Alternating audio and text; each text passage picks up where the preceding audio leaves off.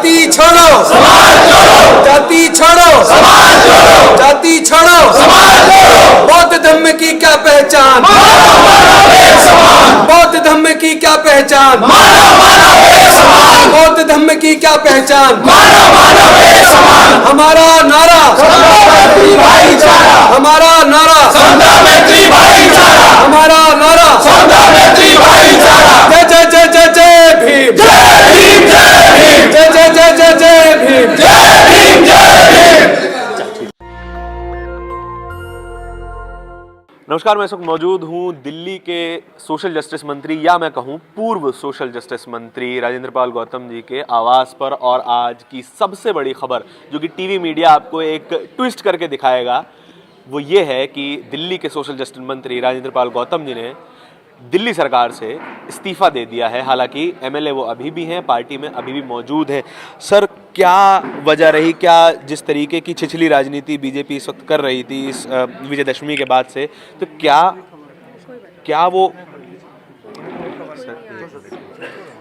वो एक बड़ा कारण रहा आपके जो है इस्तीफे के लिए? नहीं, एक्चुअली मैं मन से बेहद दुखी हूँ।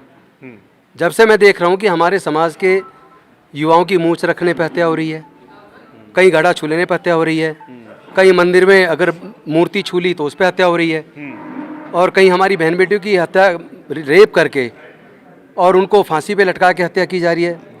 जिस निर्ममता से हमारे बहन बेटियों की इज्जत से खिलवाड़ किया जा रहा है, हमारे भाइयों का कत्ल किया जा रहा है, उसके ऊपर मैं देखता हूँ कि माननीय प्रधानमंत्री जी कुछ नहीं बोलते, हमारे देश के गृह मंत्री कुछ नहीं बोलते, किसी भी पार्टी के बड़े नेता कुछ नहीं बोलते।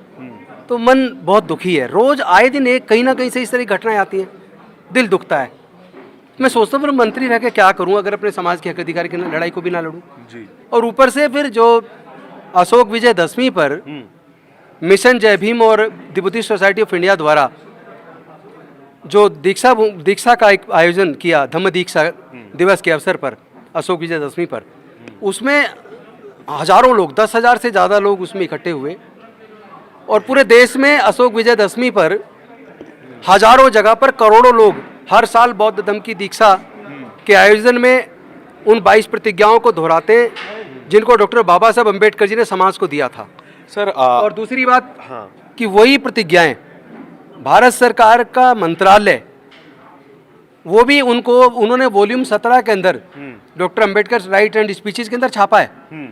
उन प्रतिज्ञाओं पर इतना बवाल मचा दिया बीजेपी ने। मैं एक व्यक्तिगत उसमें एक बाबा साहब का सिपाही होने के नाते उस आयोजन में गया था और वहाँ 22 प्रतिज्ञाएं जो बाबा साहब ने दिलवाई थी वही प्रतिज्ञाएं दिलवाई है।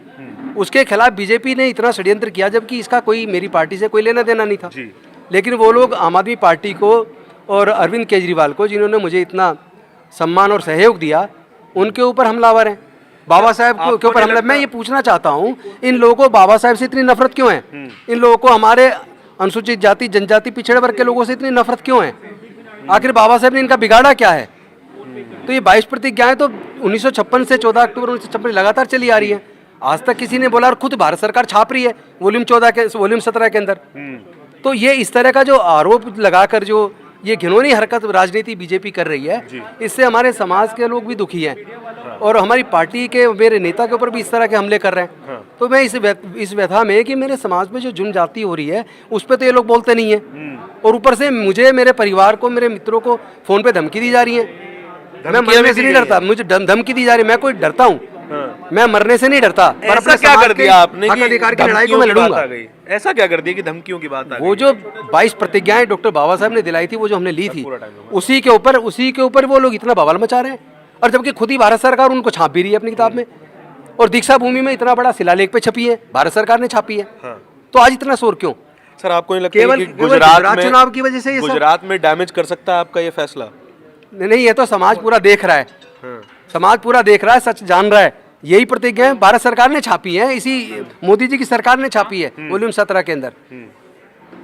अच्छा, तो पार्टी की तरफ से किस तरह का रिस्पांस था कि जब विजयदशमी के बाद जिस तरीके की बातें ट्विटर पे आई, पार्टी मेरे पार्टी साथ ने क्या है? पार्टी मेरे साथ है, कोई दिक्कत नहीं है, क्योंकि मैंने कोई गलत काम नहीं किया है। हाँ, ऑफिशियली पर बयान तो आया नहीं सर। नहीं, देखिए ऐसा है, 22 प्रतिज्ञाएं तो भारत सरकार छाप रही है, तो उससे किसी को एतराज नहीं है। Okay okay, thank you so much.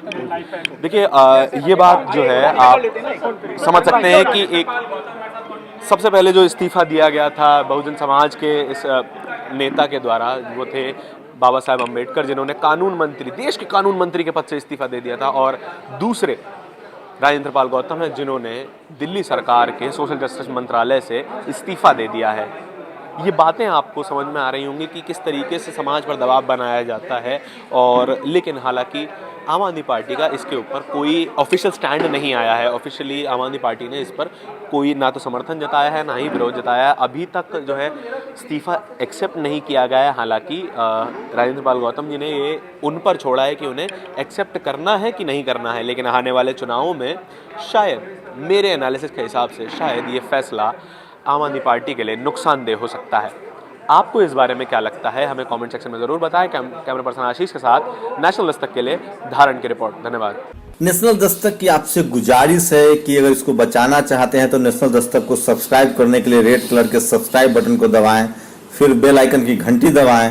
National Dastak को बचाने के लिए बहुत जरूरी है कि हर खबर को शेयर करें, लाइक करें, कमेंट जरूर करें।